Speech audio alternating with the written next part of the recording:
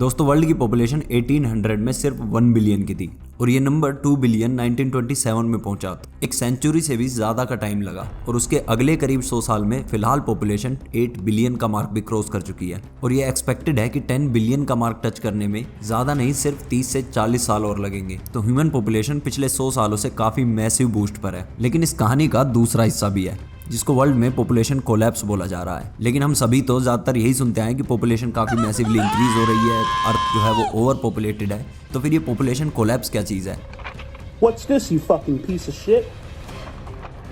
What's this? दोस्तों researchers की predictions है कि ह्यूमन पॉपुलेशन अपने पीक पर होगी साल 2064 तक और उसके बाद पॉपुलेशन में डिक्लाइन आना शुरू हो जाएगा। और ये डिक्रीजिंग पॉपुलेशन या फिर पॉपुलेशन कोलैप्स पॉपुलेशन इंक्रीज से काफी ज्यादा मैसिव प्रॉब्लम है। और फेमस पर्सनैलिटीज में इलॉन मस्क, जॉर्डन पीटरसन ऐसे कुछ लोगों को छोड़ दे तो इसके बारे में ज्यादा बातचीत कभी नहीं होती। तो आइए समझते हैं कि पॉपुलेशन कोलैप्स कैसे होगी। इसको एक देश जापान के एग्जांपल से समझते हैं, लेकिन उसके लिए आपको दो वर्ड्स और उनके मतलब पहले समझने होंगे, फर्टिलिटी रेट और लाइफ एक्सपेक्टेंसी। फर्टिलिटी रेट यानी कि एक औरत अपने पूरे लाइफ टाइम में कितने बच्चों को जन्म दे रही है उसका एवरेज। इसको इस तरह से समझते हैं कि मान लीजिए एक बिल्डिंग के अंदर 10 औरत है जिनमें से 5 औरत 2 बच्चों को जन्म देती हैं और बाकी की 5 औरतें 3 बच्चों को जन्म देती हैं। तो एवरेज जो फर्टिलिटी रेट होगा वो 2.5 बनेगा। इसी सिंपल फॉर्मूले से पूरे वर्ल्ड की फर्टिलिटी रेट की एवरेज निकाली जाती है। दूसरा लाइफ एक्सपेक्टेंसी यानी कि किसी एक पर्टिकुलर देश में रहने वाला इंसान कितने सालों की लाइफ एक्सपेक्ट कर सकता है उसका एवरेज। और जापान में 2020 के अंदर फर्टिलिटी रेट 1.34 बर्थ्स पर वुमन का था और ये काफी ज्यादा लो है, क्योंकि दुनिया के अंदर सभी रिसर्चर्स ये मानते हैं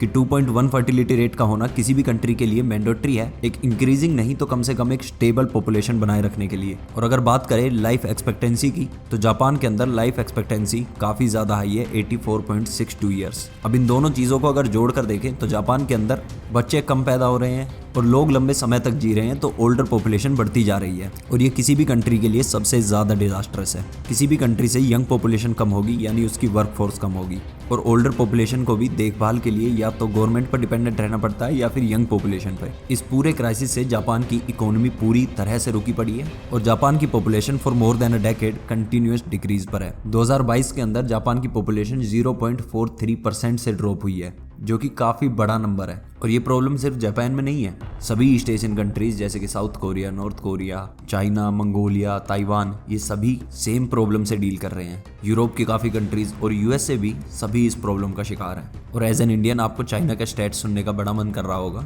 क्योंकि एज एन इंडियन चाइना में अगर कोई प्रॉब्लम होती है तो अंदर से थोड़ी सी खुशी तो मिलती ही है। तो चाइना फिलहाल सबसे ज्यादा ओल्ड पॉपुलेशन का घर है पूरी दुनिया में।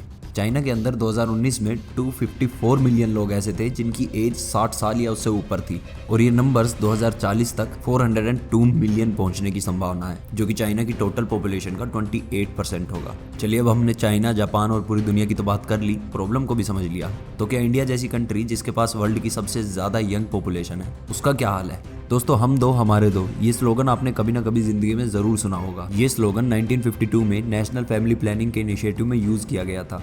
इंडिया वर्ल्ड में पहला ऐसा देश था जिसने नेशनल फैमिली प्लानिंग जैसा कोई इनिशिएटिव लिया हो। और तब इंडिया की पॉपुलेशन सिर्फ 36 करोड़ थी और फर्टिलिटी रेट 5.9 का। लेकिन अब नेशनल फैमिली हेल्थ सर्वे के हिसाब से कहानी पूरी तरह पलट चुकी है।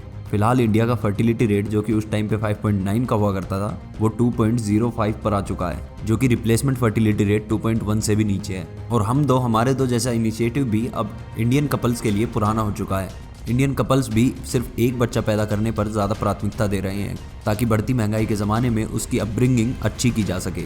अगर स्टेट वाइज बात करें तो बिहार, यूपी, झारखंड, मेघालय और मणिपुर, ये 5 स्टेट सिर्फ ऐसे हैं जिनका फर्टिलिटी रेट 2.1 से ज़्यादा का है। और सबसे लो फर्टिलिटी रेट जो कि 1.1 का है वो है सिक्किम का और 1.3 फर्टिलिटी रेट के साथ गोवा और Andaman Nicobar.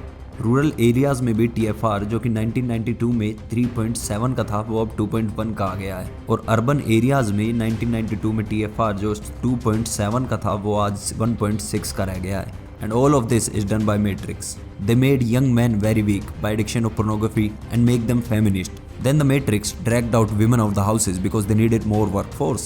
And they have convinced women that their job and career, all these things are more important than making a family and making a whole new life out of them. And now the whole world is going to pay for that.